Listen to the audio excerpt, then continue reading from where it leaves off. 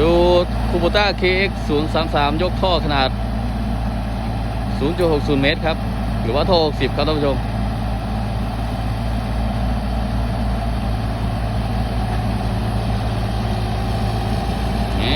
มาแล้วมาแล้ว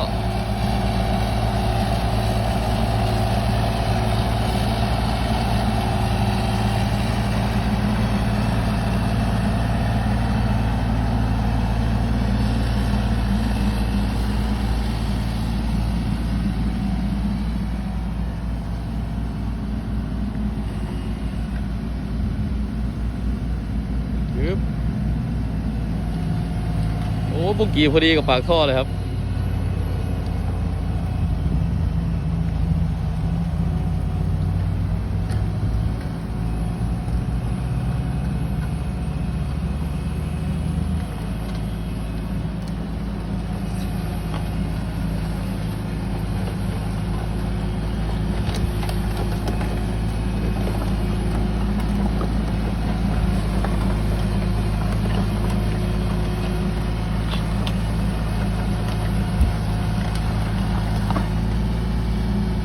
โอเค